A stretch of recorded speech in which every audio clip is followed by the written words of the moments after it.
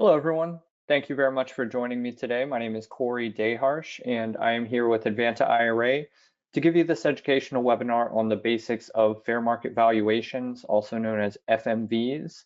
These are annual required reporting to the IRS. So I know it's a big issue for everyone with a self-directed account, and I'm here to make sure you very easily understand the process and how to provide valuations for the various assets you may hold. A little bit of my background. I've been with Advanta IRA since the fall of 2016. I've served a number of different roles with the company. So I've been someone that's an account manager processing day-to-day transactions. I've worked in the accounting department processing transactions in and out. I've, of the past few years, been on the business development team where I do these educational webinars and go on podcasts and network and teach people how to use their retirement funds for alternative investing. So if you have any questions, just in general about self-direction, my contact information is here on the screen. Please feel free to reach out. Otherwise, I will again be covering fair market valuations today, and I do want to encourage your active participation. The audience is going to be muted for today's webinar, but I do again want you to participate. So if you have any questions, please use the questions box on the GoToWebinar panel. I'll be answering those as I go, as long as they relate to what I'm actively speaking about. And anything that comes in that doesn't necessarily relate as I'm speaking, I've got a slide at the end where I'll cover all miscellaneous questions as well. So please use that questions box. If anything comes up you'd like to ask me, I'll be happy to address that.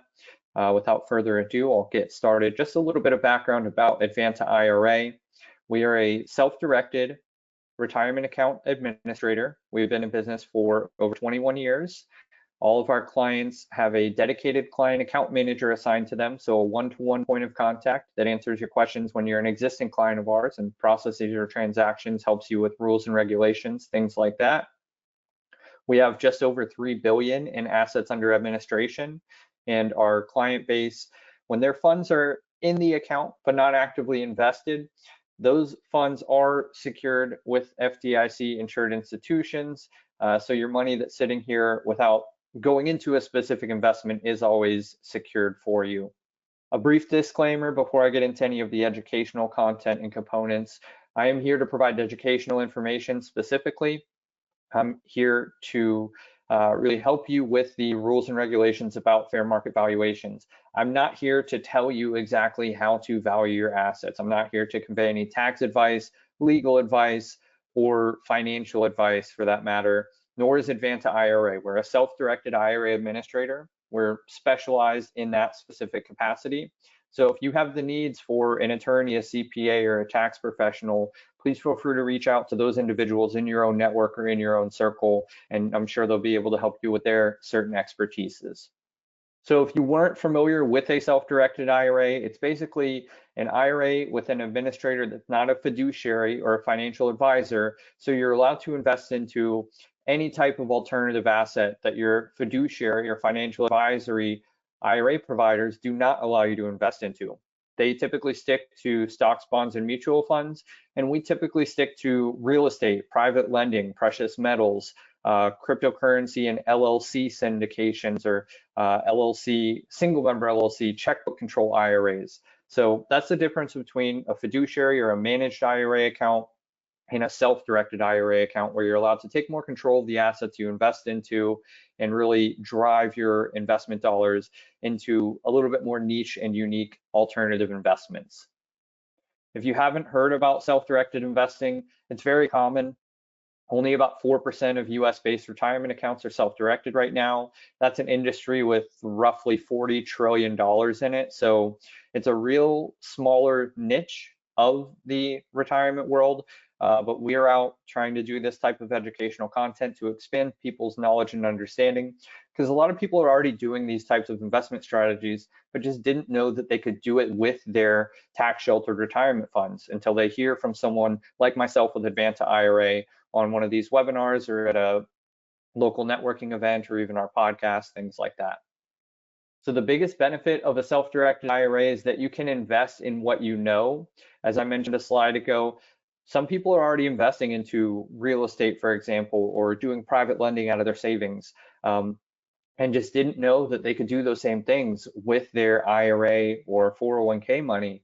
So it's a great benefit for people to use their local community, use their knowledge base, and use Advanta as an expert in the self-directed space to really turn the table on the traditional retirement industry and really drive your returns into assets that you have better knowledge of, better control of the returns, and different things that really can make a huge benefit for you and your nest egg. So a few of the unique investments that we've seen over the years involve cryptocurrency, farm animals and raw land, car carriers or 18-wheelers and airplanes, movie projects, a lot of real different unique things that you can invest into. Basically anything that's not a life insurance policy or a hard to value collectible like antiques or fine wine or artwork can be invested through a retirement account. Again, it goes to the point of doing your due diligence as a self-directed investor and communicating with your client account manager if you're an Advanta client to go through the nuances of how to strategize and structure that investment transaction. But again, as long as it's not a life insurance policy or a hard to value collectible, you're likely allowed to invest into that asset with your retirement funds.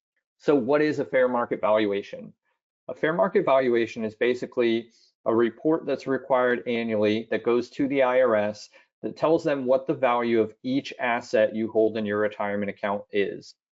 The IRS is trying to collect these as close to the end of the calendar year as possible. I know I'm here recording this webinar in February, so it's really, they're trying to get it at 12/31 of the tax filing year, but a lot of times people just aren't ready yet or have not turned it in.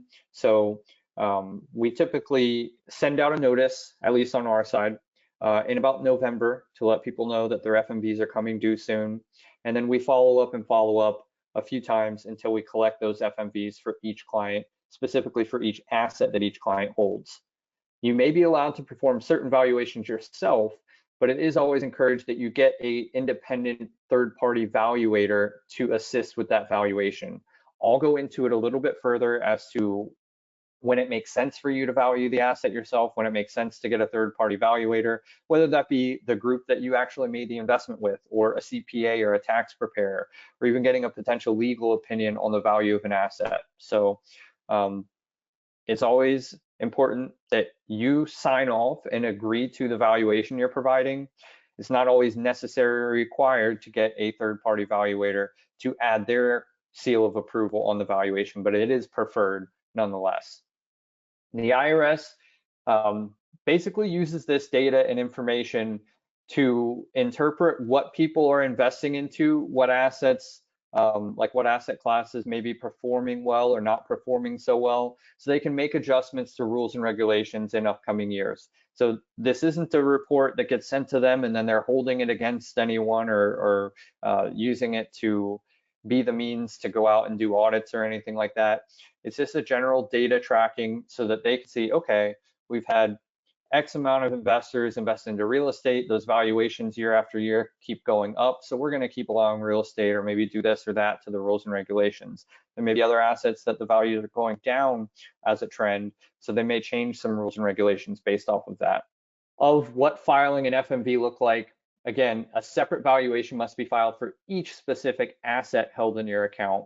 Now, the caveat to that is if you're holding Checkbook Control LLC or a single member LLC, and you have many assets encompassed within that, you're just really needing to provide the valuation of the LLC in itself, which constitutes the value of all those underlying assets. I'll get into that further when I talk about that specific LLC valuation preparation.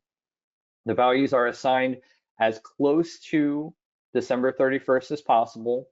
So you want to try to get that value as of 12/31 as best you can, or the closest date you can get to that value. The value is based on the fair market value, the FMV, not the cost. So if you invest $50,000 into an asset in January, and by December of that year, that asset has a true value at that point in time of 60,000 or 30,000 for that matter, either way, you don't want to put 50,000 on the fair market value form. You want to put the actual representation of what it's worth at the end of the year. An independent, neutral, qualified third party is encouraged but not required. Again, I'm going to reiterate this multiple times because it does help a lot with many situations to have that third party evaluator if you're just not sure how to value the asset, or a lot of times that third party evaluator is the investment provider. So you could just reach directly out to them and say, hey, I invested X amount of dollars through my retirement account with you. What's the current value of that investment at this point in time? And that constitutes a third-party evaluator. So it may be, in some cases, the easiest way to get your valuation done accurately and appropriately. You do not have to pay for a valuation, but if you do end up paying, let's say you go to a CPA or an attorney or a tax preparer, you do need to pay for that service rendered out of your retirement funds. You're not allowed to pay personally for that because that's a cost associated with your retirement account, not you personally. So it's very important if you do end up paying for services to get your valuation completed, that you pay for that using retirement funds. With Advanta, you just go to your online portal, submit a bill payment request, identify where the funds are going and who they're going to, and on behalf of what asset that payment is due for, and we process it very efficiently and quickly for you.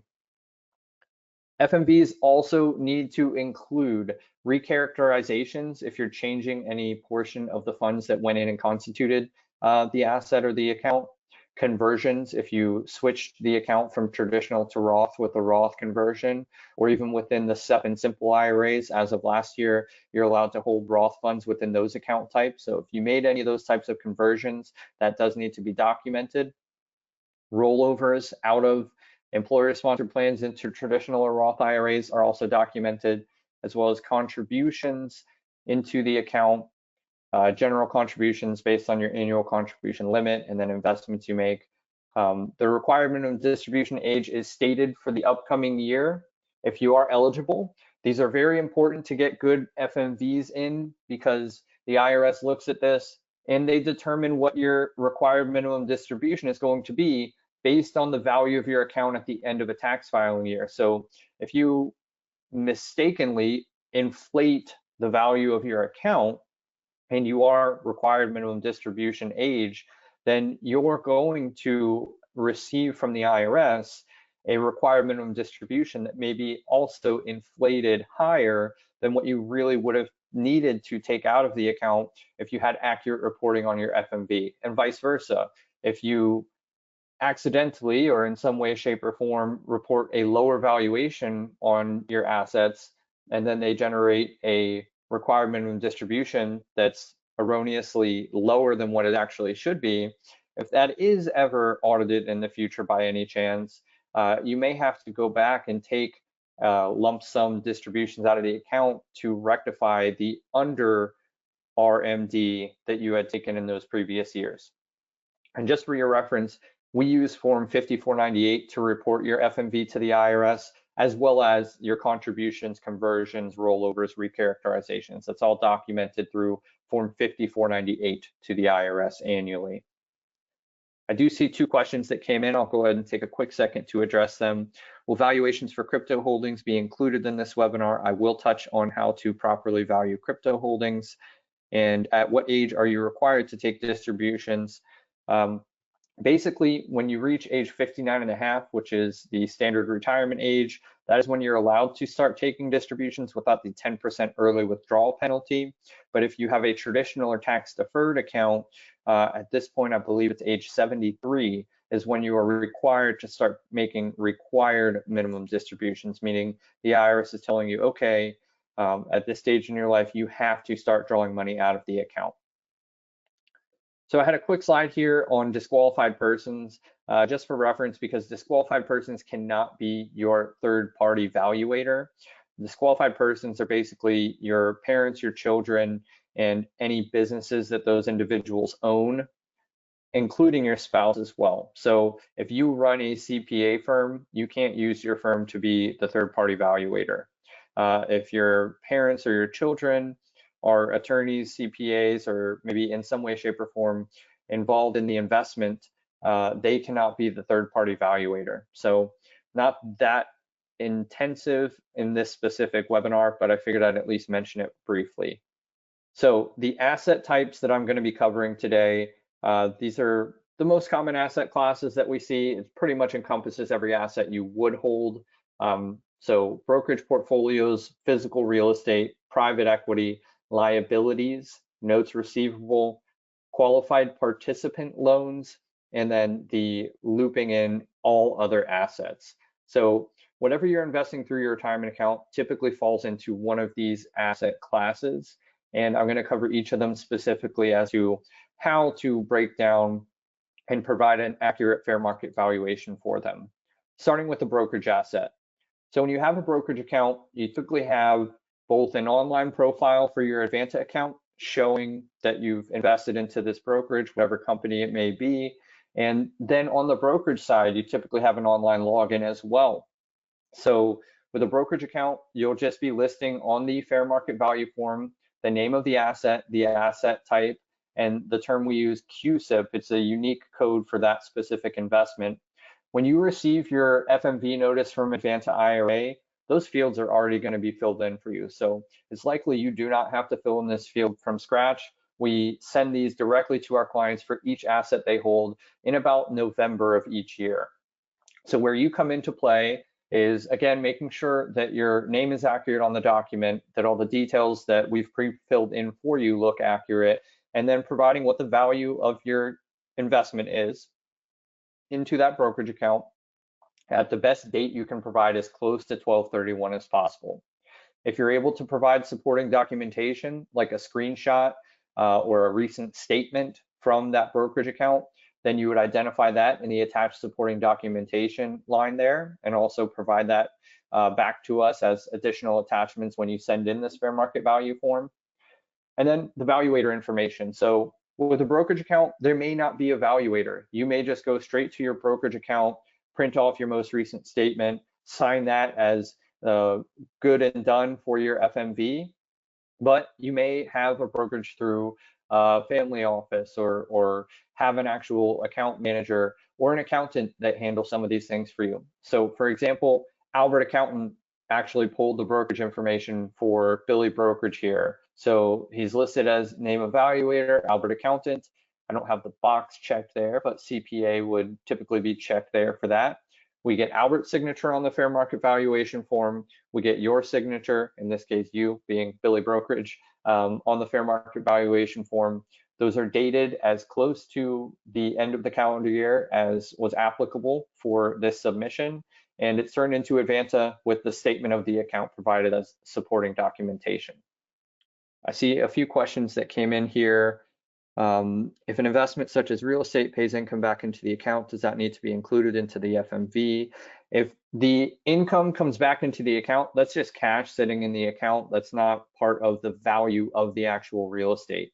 We're talking about the value of the physical real estate here, not the income or outgoing expenses based on the real estate. That's all really tied into the cash value that's still sitting in the account. You said the IRA owner can't do the valuation, but you also said sometimes it doesn't. I do not believe I ever said the valuator can't do the valuation. Many times the IRA owner is allowed to just value the asset themselves based on the known information they have at hand, but they may also, and we heavily implore them to get a third-party valuator in applicable situations. What is the purpose of reporting FMV of assets held in a Roth IRA if the purpose is for the IRS to know which type of assets are being invested in? Why does the valuation matter? If there's no new asset types in the account again, what is the purpose? If there's no new asset types in the account again, what is the purpose of reporting for Roth IRAs? Again, the purpose is that the IRS wants to know what the value changes are in the asset that you're holding. So if you have an asset and you do a valuation this year, that doesn't mean that the value is going to be the same for that asset next year, whether it's in a Roth IRA, a traditional IRA, a 401k, a health savings account, an education savings account. They want to see year over year what the values change in the assets held in individuals' retirement accounts. All right, we've got a bunch of questions coming in, so I'm going to turn my attention back to the next example for FMVs, and I'll get to some more questions in a moment. I don't want to completely sidetrack. So valuing real estate. Again, with real estate and any asset class, for an existing client, we're going to send you a form that's got pre-filled in the top part of section 2. So the asset name, the specific property in question, asset type, real estate, and the QSIP, which is our unique identifying code for each individual asset. The value of this IRA's ownership in the asset is going to be the actual value of the property. Or if you're splitting that property, let's say 50-50, the 50% value of the property. The easiest way for people to pull valuations for real estate is to go to the county appraiser's records. So that's generated and can be found with an easy online search in most cases. Whatever dates provided on the county appraisal is the date you would want to use for the date of valuation. You can cite the valuator as the appraiser and basically provide a copy of that appraisal, which you can just download when you pull the record from your local jurisdiction. Sign it by hand yourself, because you're typically not going to actually get a hold of the appraiser to countersign that, or someone in their office, and submit that along to Advanta for processing. Again, this may be the 100% value listed on the appraiser's website if you owned 100% of the property in your retirement account. If you only own a portion, then it may be just whatever percentage the IRA owns in that property. So you may have to do the math of, okay, the appraiser valued this property at 140,000, but I only own 60% of it in my retirement account. Do the math, fill in the appropriate number on the line there.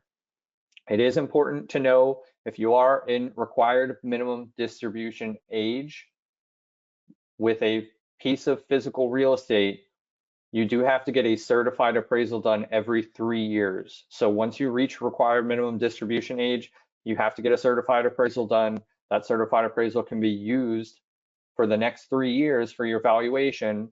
It's up to you if you want to actually go to the appraisal's website and see if the value went up or down, and if you'd like to report it accordingly based on your needs and maybe your CPA or tax preparer's advice. But every 3 years, once you're at RMD age, you do have to get a certified appraisal done for real estate assets. Private equity assets, these are limited partnership investments or syndication investments. If you own private stock in any type of entity, that's this type of asset class. Typically, these assets are set at a price per unit, price per stock, or they may be set a little bit differently depending on the exact investment. But what we do for these types of assets, and what your easiest way to get these types of valuations would be to go to the investment provider. So the private stock, let's just say I invested into a local coffee shop, ownership in a coffee shop by way of private stock. I can go to the owner of the coffee shop or the management team and say, hey, what is the price per share of the stock at this point in time? If they're able to provide that with their own document, perfect. I attach that document confirming it, sign off with that person, that group listed as the valuator, otherwise maybe my accountant or my CPA, and turn that in to Advanta. It may be a syndication group where you go to the general partnership team of the syndication if you're in a limited partnership investment. If it's an LLC that you are co-invested in with others, there should be someone handling the bookkeeping or the accountancy of that LLC that you can ask, hey, I initially invested $50,000 and I own 30% of this LLC. What is that 30% currently worth right now? Or again, if it was set at a price per share or price per unit, what's the current price per share, price per unit? Because you know how many units you own in your retirement account, then you can there determine what the actual current value is at that point in time. So liabilities, these are loans that you've actually issued out with your retirement account. Received with your retirement account. So Nancy non-recourse here went and purchased a piece of property in her retirement account, but needed to secure financing to do so. So not only does she have a piece of real estate that she needs to value, she also has a loan payable that she needs to value as well. So the best way to get valuations for these non-recourse loans or liability assets is typically looking at the amortization chart or amortization table that's accompanied with the actual loan funding documents. If you've been making all your payments on time and have not made any specific principal payoffs or anything like that, then you just follow the amortization chart and see what the current value of the loan is at that point in time. This might get a little bit tedious, and this may be a situation where you wouldn't want to involve the maybe closing attorney from the loan transaction and real estate closing, or another type of bookkeeper professional that can help you with that. Again, if you maybe did a large principal payoff or have maybe for one reason or another missed a payment or something like that, and the interest has skewed a little bit, those are typical reasons where you would need a little bit more legwork to find what the valuation of this asset class is. But in general, as long as everything's been done by the book, just following the amortization chart that was originally provided and processed when you made this investment is going to be your easiest way to value a loan asset or a liability asset through your retirement account. With notes receivable, these are loans that you've issued out using your retirement account, whether it's an unsecured loan, a secured note, or a mortgage loan. These would be done pretty much the same way I just described, where you know that you've issued a loan to Bob Borrower, the asset type is a note receivable. You know what your initial value of the loan was, $5,000 or $50,000, and you can follow that Bob has made all his payments on time.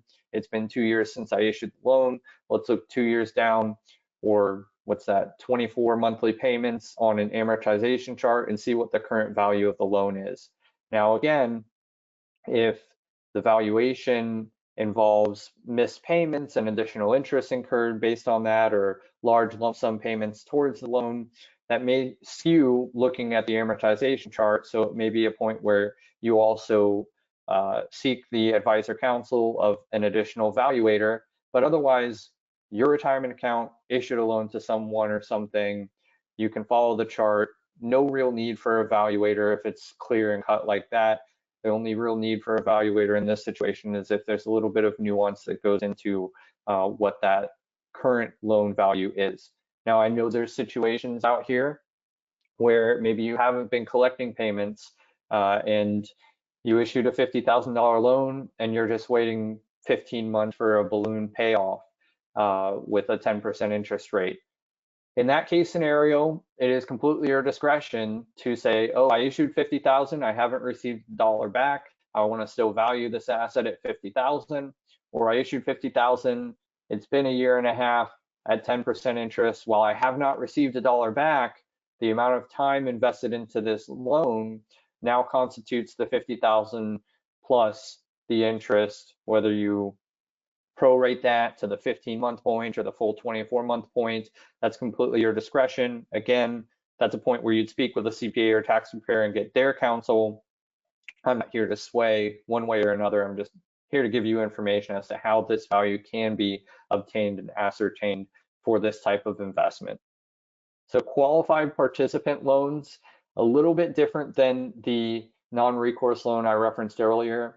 These are specific loans that individuals with solo 401ks are allowed to take out of their solo 401k plan, or 401k plan in general for that matter. A brief explanation or disclaimer about the qualified participant loans.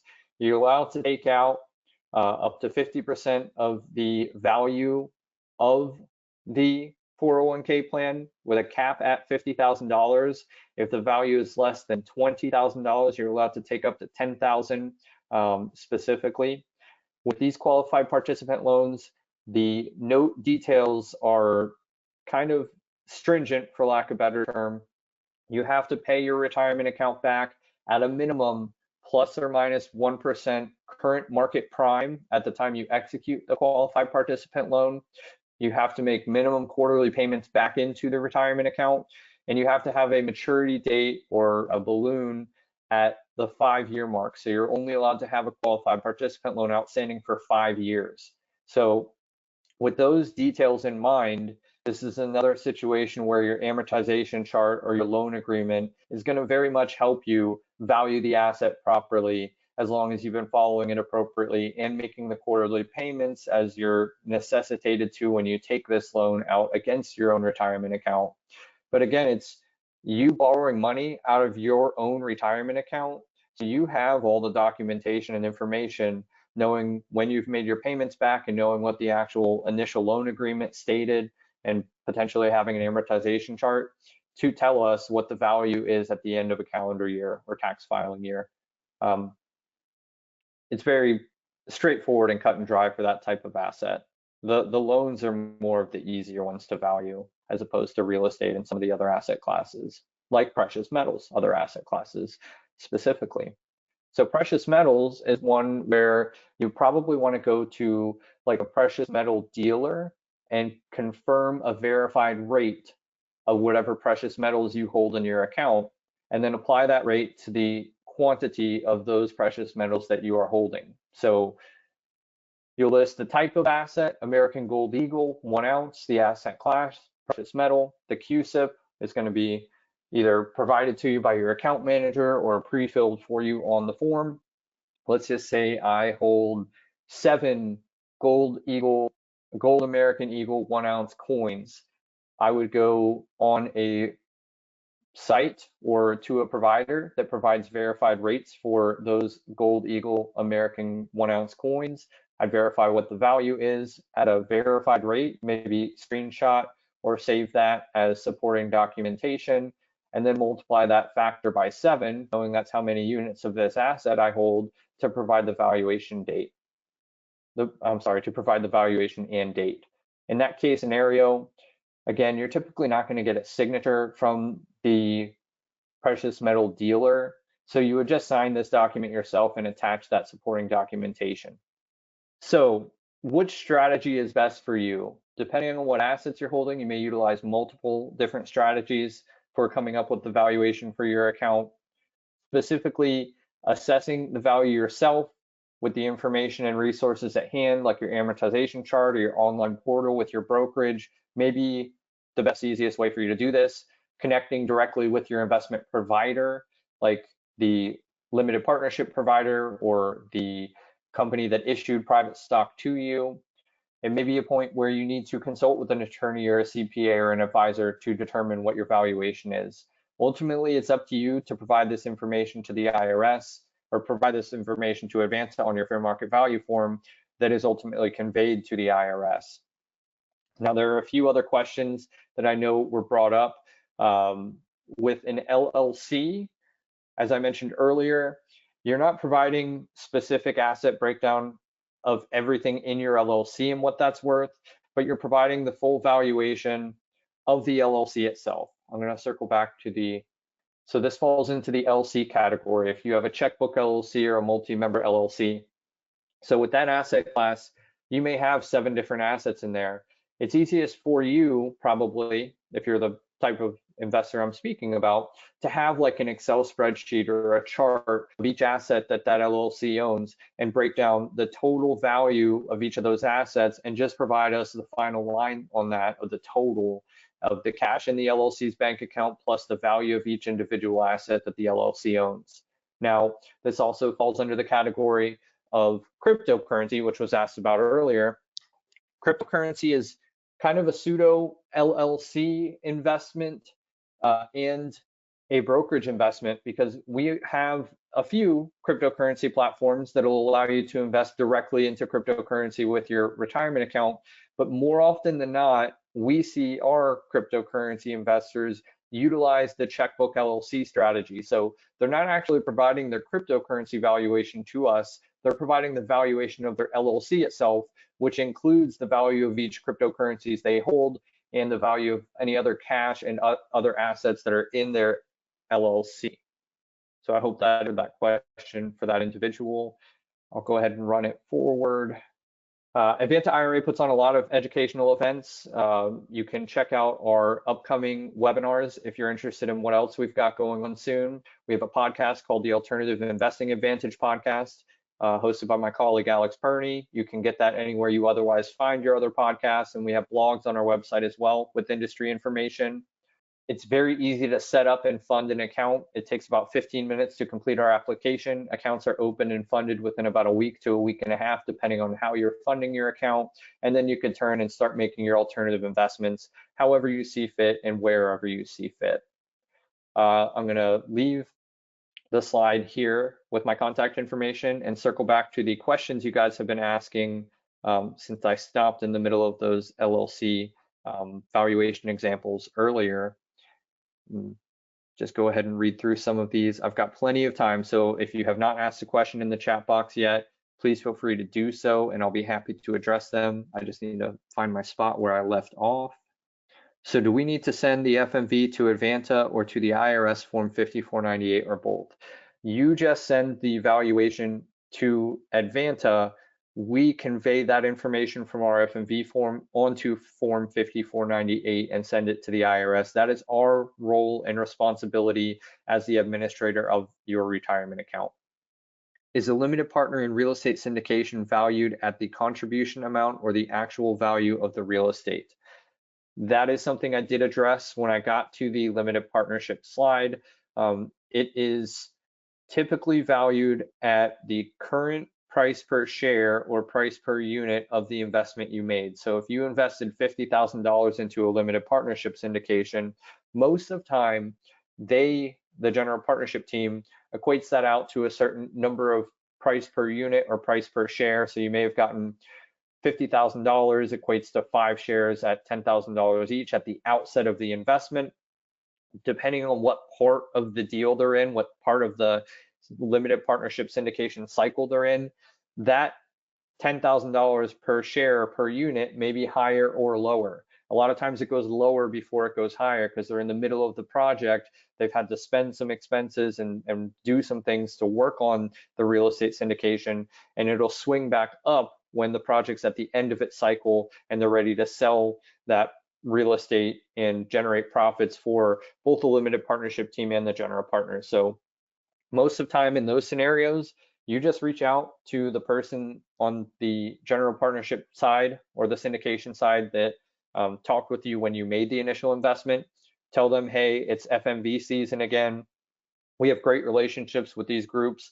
A lot of times, once they've had clients with us for a few years, they reach out to us before our clients even have to reach out to them and say, hey, the valuation for this project is at $1.60 per unit at this point, if it was on a 1 unit basis, or $7,000 right now is the price per share, price per unit. And they provide that on their letterhead. We basically circulate that through all of the investors in that deal so that the valuations are very smooth and simple for the actual account holders. How do you value when you hold the mortgage on a property? Do you value the balance owed at the end of the year? I believe I did get into that. I think some of these questions may have came in before I actually went through the FMV slides. So when you have a mortgage outstanding, it's your discretion if you want to follow the amortization chart exactly to the T and see what the value is after X amount of months of payments being made. If you haven't received some payments and are due some additional interest or things like that, or if you want to say, when this loan matures, I'm supposed to receive Y dollars, then I'm going to put Y dollars as the current valuation. That's up to that person, their own CPA or their own tax preparer, but those are the options available to you for valuing a mortgage type asset. Can you get a county appraiser's report for an oil and mineral deed? If not, how do you know the FMV for that? I don't know specifically if you can get a county appraisal for an oil or mineral deed. That would be something, and I do deal with a few oil and mineral rights investment providers. I would reach out to the investment provider if I had that type of investment and ask them what the current valuation is. I know I'm dealing with a few right now because it is FMV season, and that's what a lot of clients are doing, is just reaching back out to the group that provided the oil and mineral rights investment and ask them to assist with the valuation, whether they're just giving you basic details or giving you an actual report and a valuation on their letterhead that you can apply to your account and your investment. That's what I've seen more frequently with those assets. I am one of thousands invested in apartment complexes. How do you find a value on a 5-year hold position? That goes to reaching out to the actual apartment complex syndicator that you've done the deal with, the general partnership team. Oh, the next thing says you answered my question from that person. So great.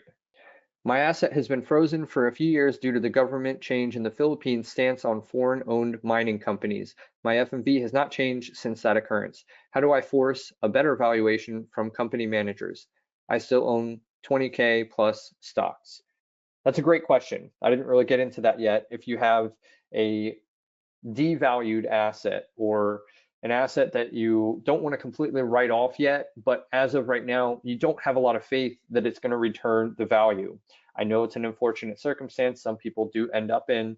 What we do in those scenarios is we have to leave the asset at the last known value unless the client provides us a new valuation. So if you have a distressed asset, your best order of business is speaking with a CPA or a tax preparer, explaining them the situation of that asset and getting them to approve with their expertise as your third-party valuator a reduction of valuation. Typically, you can reduce an asset value down to like $1 or something very nominal, saying, I still have this asset. There's a potential that it does yield returns. There's also a potential it's a loss and a wash, but I don't want to completely write it off yet and close out this asset from my account and say, oh, I'm wiping my hands clean of it. Nothing's ever going to come, period. That's when you get an asset valuation to a distressed value status or a nominal value. But to do that, you do need some type of third-party valuator, whether it's a CPA, a tax preparer, or someone of the like that can, with their expertise, sign off that that asset has a value of just $1 if it was a $50,000 investment you made, but it's been years since you've seen any payments come back on it or something like that. How does this information ultimately affect tax liabilities? It doesn't really. It affects the way the IRS makes and changes rules and regulations for these accounts. Where can I find the FMV form so I can fill it out? You typically would have received that from Advanta around November. I'm not 100% sure if you can pull that from your online portal, but I am sure you can email or call your client account manager and they can provide you the FMV form. It may also be available in a blank format on our website. If you go just to advantaira.com, you may be able to pull the blank FMV form. When/where do we get the filled out IRS form 5498? 5498s are due in May annually to the IRS. So that is about the point in time where we also inform the client, provide the client the 5498 document. I believe it's May 31st specifically. If you own an LLC with on-key real estate, does the cash in the account go towards the value of the total LLC? Yes. The total value of the LLC includes all assets with only real estate, I'm assuming. The value in that scenario would be the cash in the LLC's bank account plus the value of the physical real estate. Again, maybe the tax appraised value or assessed value unless you had a certified appraisal done, and that would constitute what that FMV total is. Having an LLC that holds real estate and notes, should I only submit the whole value or do I need to specify the details of real estate and notes? Typically, you would provide us your spreadsheet or your breakdown of each asset as your supporting documentation, but what you're reporting on the FMV form is the total value of the LLC. So you add everything together and that's what you put on our FMV form. And ideally, you're also providing a supporting documentation like a spreadsheet or a breakdown chart of what that value is. So if I said, my total LLC is worth $100,000. My supporting documentation might say I issued a $25,000 loan or have a loan currently valued at $25,000 for that matter out to John Doe. I have $25,000 in cash and I have a currently valued $50,000 mobile home unit in this account. That's $100,000. That's this asset, this asset, this asset plus cash. And that's how you would support that documentation and provide that fair market valuation. I want to get a highly qualified IRA tax attorney. Where are they listed? Google would be a place that you could search for that. You could also reach out to your client account manager. We're not allowed to endorse or promote any specific advisors or anything, but we do have a list of referral partners we can provide you. Once you receive that list, it'd be your discretion to actually reach out to each of them and decide if they are someone you want to work with or not. So the list is just provided in general as either clients of ours that have IRA accounts that work in the tax or attorney fields, or have worked with clients of ours in the past and have made their way onto our list for those types of services because their knowledge in our space. What happens when you have an asset that already sold before the end of the year? Do you still need the FMV form? If the asset's already removed from your account before the end of the year, no, you do not need to provide a fair market value form. Also, if you're purchasing the asset at the end of the year, so if you purchase the asset roughly in November, December, you don't need to turn around and do a fair market valuation for it. That's typically not required. What are the situations where we need a third-party FMV, a third-party valuator? I think I pretty much answered that pretty thoroughly. It depends on the asset class that's being valuated and how easily you can ascertain that value. It's really a nuance and kind of gray area as to those situations. There's no black and white rule. Every time you have this asset class, you need to get a third-party valuator or anything like that. I get FMV information from K1 from partnership. They give the info in August, but you want the value by March. Well, K1, this is a good thing to bring up. K1 is not appropriate for supporting a fair market valuation because a K1 is a historical representation of a value. When we receive a K1 as supporting evidence or supporting documentation for an FMV, we have to kick it back to the client. K1s are historical representation. You would actually reach out to the partnership and ask them for a current value in that scenario. And we do want these by 12/31 of each year. March is kind of when we receive many of them, but we're looking for them much, much earlier than that. Also, what happens when a note in my account is in default is the FMV 0. I covered that a few minutes ago. If a note's in default, you can value it down to a nominal amount if you don't want to completely write it off. If you say it has a 0 value, then you basically have to write it off. And if that borrower ever intends to pay on it in the future, the asset's no longer held in your retirement account and you would have tax liabilities for it. So when we zero an asset out like that, we either distribute it to you personally or just close it out completely. So you could value it down to 0 and then take a distribution of it you could value it down to $1 and then take a distribution of it at $1. Then you own that $1 distressed note personally outside of your retirement account, and you'd be subject to capital gains potentially if the borrower ever turned around and started paying on that loan. Can I sell a real estate property in my LLC and hold a mortgage note instead?